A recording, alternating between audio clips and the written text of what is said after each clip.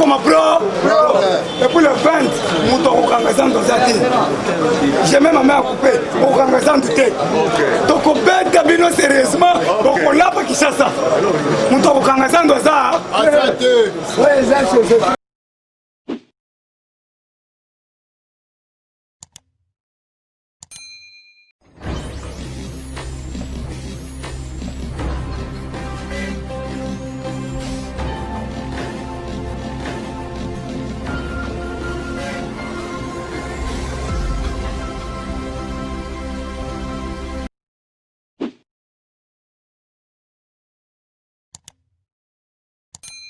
Merci beaucoup. Tu réponds à slogan, je crois pas que tu es pas tu es refi. Alors puis ma casse, le lien va combattre les balles. IDPS viva. La réunion est ça la Pretoria. La réunion est ça la Pretoria. La réunion suspect. La réunion moko. Ozali la réunion incendiaire. Richard Mouyej, Olive Lembe, Bisi Makara et puis Azarias Rouberois. Alors, qu'est-ce qui se passe au niveau de Pretoria? IDPS viva. Soit vous pouvez le gâter, dans la zone où IDPS viva. C'est diplomatie. Du loco, on a IDPS. IDPS viva. Richard Mouyej, on se pose la question. Service de renseignement en Mboka Oyo, Moussa Nabango Zalarani, Yanine. Comment expliquer, besoin permettre, Nabatuloko la Richard Mouyej, pas qu'il en fuit d'ici, et puis Nabatuloko la Olive Lembe, pas qu'il en fuit d'ici, Batunion so Mimi, pas qu'il en fuit d'ici, pour n'a pas la complot contre RDC. Non seulement RDC, pour n'a pas la complot contre RDC, et puis Baba Kanzer, et puis démocratie du Congo. Ah, bon, pour nous reciter, pour comprendre ma solo et que Nengeni et puis ma complicité Nengeni est en bon acte en Boka haut. IDPS c'est bon. IDPS c'est bon. Au sein de la Congolais, on va en Afrique du Sud. Bon, Luka, hôtel Wana, Oyo, Richard Mouyej, na Olive Lem. Il y a même des émissaires au Bazana Bango, des émissaires internationaux. Bazana Bango, sur place, Bazana Bango. Les mêmes des réunions, Bazana Bango, na Pretoria. Au sein de la Congolais, nous sommes au Bazana niveau Afrique du Sud. Pour identifier hôtel Wana. Bon Luka Batu wana nyonso place Bazali bo tia bango fait to c'est pas le gouvernement na biso a ba comme la Cyril Ramaphosa IDPS c'est bon ba comme la Cyril Ramaphosa comment expliquer Ramaphosa azondima Batu wana ba na kati Afrique du Sud et puis de deux ba ça la réunion incendiaire pour la RDC. Ça c'est la première des choses. 34 députés. Il y a FCC, comme chef de l'État, Balobi Boye, Bassin Namokozamboka, va occuper perchoir de l'Assemblée nationale. 34 députés, il y a FCC, comme chef de l'État, 34 députés. Comme Namokozamboka, va occuper perchoir, va occuper perchoir de l'Assemblée nationale. Yoka Kindoki Abato, Ndenge et Eban. Kabila, à la pointe de presse les 26 heures. Les 26. Quoi les 26? Les 26. Point de presse c'est les 26. Au Kabila, on s'en point de presse. À lobby, à la vérité, Yako, Oyaye, Nakseket. Les mêmes jours au Kabila, on s'en la point de presse, c'est les 26. Les mêmes jours pour prononcer que Asiagi accord, les mêmes jours au Kanga. Pourquoi? Tu comprends que l'on sait que Yem doit trahir la nation. Il de paix, c'est bon. Il de paix, c'est bon. Parce que, yoga très bien. Il y a un député en Komoya, Nyangarime. Député, on a un député dans l'Assemblée nationale au Congo. Yoga bien, un Rwandais député national, il y a Congo. Mais Aza Rwandais. Député Nyangarime. Ceux qui ailleurs au Congo, a comme la nationalité congolaise. Soit qui en Rwanda, a comme véritable Rwandais. Pour moi, que Moka Oyo, infiltration avec le niveau nyonso. Et puis jusque là, nous infiltration et silité.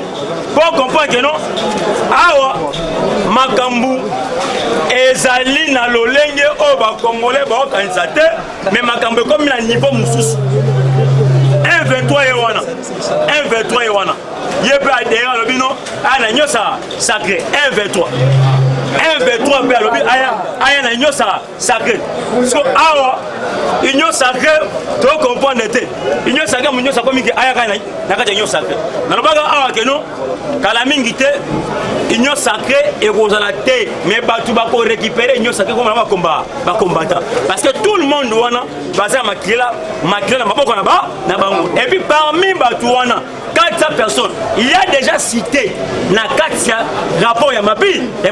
Ce qu'on a union sacré kuna na on ça kuna union sacré OK parce qu'il n'a pas problème il y a mapping. Ça montre que les combattants va remplacer par la 4 union ça. Bino ba to bozo menacer maman Moïka. Nazo mettre bino en garde. Bozo bisa maman Moïka koloba lisusu okoyoke lokote. Oyoki maman Moïka zo bisangal 4 jours na ngoya zo loba okoyoke lokote. Bazo menacer ngana na appareil. Keba menacer Jules comme menacer maman Moïka. Biloko basalela. Okoyoke lo. Biloko basalela. Maman ko ba. Il devait c'est bon. C'est bon. Awa esengeli tolobela yango. Ba maman va souffrir, ba maman oyo va faire la basane. Va souffrir. Fou le qui na dégâts impossible. On se pose la question président Chine. Ba tu bazwa zandu na Congo ba mbongo, ce sont les syndicalistes. À ma présence, ils ont même mis à créer des tickets. Et on peut ça ba maman là, va faire ça ba 300 francs, na ba 500 francs. Chaque jour, je dis bien chaque jour, zandu ils ont récolté 80 millions de francs congolais. Chaque jour, quand on s'en lui a pas. Maintenant, on se pose la question, vous les syndicalistes. Ça pose un problème. Aujourd'hui, on a maintenant un problème. Oh, le Seigneur, intervention parce que comme ça, c'est salut l'image du chef de l'État et puis on salue l'image du peuple congolais. Il est c'est bon. C'est bon. Donc, les syndicalistes sont là. Et Seigneur va la justifier et puis Seigneur va sabiso mbongo wana ekena wapi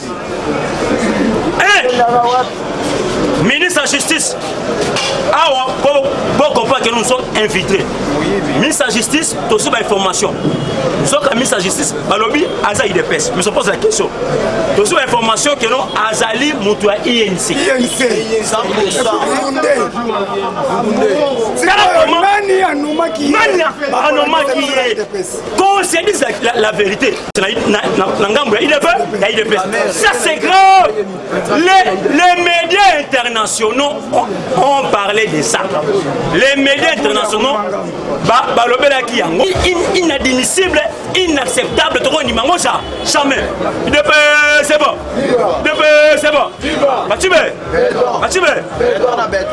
on sait que le ministre a arrêté à bientôt là. Il reste prêt, c'est-à-dire ici prêt. Il y a quoi adhérer ensemble la Fatih. Mon Konzamboka a aussi dans Israël. Ma camarade dans Israël, c'était uniquement à la Kissi israélite que non, Congo est le poumon majeur, il y a le monde entier. Moins de Pépé, 3e guerre mondiale au Congo. Par conséquent, chef fatal ici Bango. Les Israélites, ils savent qu'ils sont dans la lamentation, dans la lamentation. Ça là, au Comore, qu'est-ce qui va se passer? Et puis toi, Syrie, aux alliés, la pouvoir, tu me construis sur ma soeur, Ataba Mati, Ataba Kiti, jamais.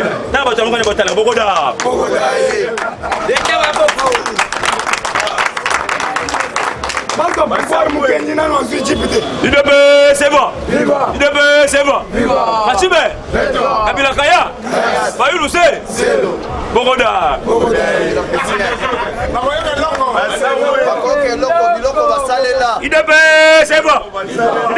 C'est bon. Ah, tu sais qu'elle dit, ah, moi, maman, je peux m'asseoir, je vous dis, je vous dis, il ne faut pas comme se cracher la vérité. Tu sais quel n'est Yazawana. La diplomatie n'a yé. Yango ne gouverne le pouvoir libéral. On ne doit pas, parce que nous sommes dans un régime semi-présidentiel. L'UDPS, je l'ai dit clairement, l'UDPS en son ensemble en général, mais diplomatie n'a 40 ans, 50 surtout la pouvoir. Parce qu'il a eu la diplomatie, nanda kuna bango propre, besika haute, bengi icône, l'espèce de limité. Alatsa yango mobimba lobilate ya. Bisika nyonso papa bana kokota. Moi ba so kosani kokota. Tala matanga samedi. Ayena matanga. Ami s'incliner matanga beaucoup messa na biso et son âme repose en paix. Ami s'est incliné et puis abimia à Kemba na moko boisa ville. Non, à reconnaître la président. Oyebelo oninyo akelo son la boisa ville. C'est bon. Yango moni Kabila allez. Je vous dis clairement, Kabila va vous permettre d'abimenter. Et l'autre basali wana, c'est-à-dire quoi? Même une place à Zali, il y a des radars. Qu'on ne vous trompe pas, il y a des radars. Ils ont contrôlé Kabila. Tout ce qui se passe, le chef d'État est informé à chaque instant et puis à chaque moment. Qu'on ne vous trompe pas. Azali coaché partout et puis il y a que non. Makambo ça le Congo, n'accepte 4 causes surtout à Yango. Awa sikoyo, pour que nous citer au comprendre ndeni makambo etambola. Tu sais qu'elle dit Sassou Azali pion et va français. Sassou au monao. Maintenant, en français, Sassou Azali pouvoir depuis John Kennedy. Depuis John Kennedy. Il a 77 ans d'âge, c'est-à-dire 77 ans d'âge et puis ça dit 37 ans pour la pouvoir. Na Marseau, on est candidature. On Azali appuyer va français va appuyer ça candidature. Maintenant, États-Unis, nous avons comme Félix. Bayebisi Félix. Parce que Sassou, par information, Sassou a eu, il a collaboré avec Kabila à l'époque, et puis Sassou a eu, c'est Kabila et Kabila. Bayebisi Sassou clair. Tu es belé, Moussou, on va dire qu'il m'a dit à partir de Brazzaville. Maintenant, tu sais, les Américains sont français. Bayebisi Moutnabi, ba sola ticket ba appel ça biso ba rapport nyonso so appel si biso comme ça biso ce qu'il faut tout sanito to reprier pour le moment maintenant les États-Unis d'Amérique ba suit France ba tindike na RDC ba yebi Sassou yo kanga mloko na yo awa to bita sko schéma parce que awa na février awa mon Mozambique comme président de l'Union africaine maintenant Cyril Ramaphosa sera sanctionné sévèrement. Sévèrement. Félix Saïbi Yango. Pourquoi? C'est parce que l'Afrique d'ici n'a pas intérêt à Kabila, maintenant il est comme une torrente. C'est-à-dire que c'est qu'elle a Caleb intérêt. Non, l'Afrique d'ici a commis complice n'a bateau basali contre le peuple congolais. Il est c'est bon. C'est bon. Azali département état américain. Yo tout dans opposant Kennedy. Puis on a eu des pèses. Blanc ah, plusieurs cette opposition. Il y a opposition Piaka. Opposition il y a l'IPAP. Sous qui est belé au moins au qui il y a aussi. Donc on a opposition là 32 de opposition. Kanda. So comme c'est c'est bon. Département est américain.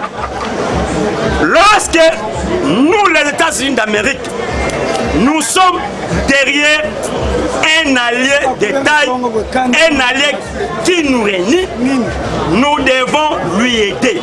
Et nous disons ceci à tous celui qui sème la terreur à l'est du pays, que ces gens sachent très bien que non, à bientôt, les ISA vont s'apprendre à eux. Ou États-Unis d'Amérique. Parce qu'on a cité Kabila, Edi Kapen, si tout va bien, alors ça la pointe de presse le 17. Le 16 et le 17. 16 et le 17, si tout va bien. Mais la pointe de presse, bon, ok, là, on a secrétaire la pointe de presse, on a Edi Kapen, le 16, tout va bien, le 17. Bazo Lingaba Yeba, qui a tué Mouzé. Et puis, à Seigneur Yoyeba, Balobi Boye, na prison Makal, Batouano Sivé et dit Kapen, militaire Zimbabwe. Est-ce que ça c'est normal? Un pays, il y a biso, prison, il y a biso, mais les militaires étrangers, comme on Sivé et dit Kapen, Bissika et dit Kapen, il y a prison Makal, Batouano Sivé, militaire Zimbabwe. À ne pas oublier que tant que Mouzé a son pouvoir, Mouzé numéro 1 aéroport, fit un Zimbabwe. Eric Kapen a perçu ordre, pas d'entrée, pas de sortie. Robert Mugabe, que son âme repose en désordre, Robert Mugabe a pengam numéro 1, on a dit que non, n'a perçu ordre avec Kitayo Foboy. Ah, à Kitsi avion, quand Kitsi avion, donc mon arbre Magou et Salemakia. Maintenant, Babomi, Rachidi, Babomi Mouzé, va vérité Robima, qui a tué Mouzé, qui a tué Rachidi. Et c'est par là, Nebako Kangasko Kabila Malamu, et puis c'est la justice, que Kabila Bazoba Kangaï Batienazo, Awa, Baba Kaine Koulousou, Nebaba Gaskus Massé Koulousou, comme ça, chaque Congolais a foutu 3 000 francs, 4 000 francs, moi, on a qu'à l'État. Merci beaucoup d'avoir tout au Landaka. Biso niveau de Banda Mboka, la personne Mbote Mingi sans oublier, quand peut même Machin Mbote Belé, et puis en Afrique, Docteur Emery Mbote Belé, numéro plus 43 85 88 106 87 243 85 88 106 87. Merci beaucoup. Ciao. Tambola partout. Il faut qu'il cherche comme un pro.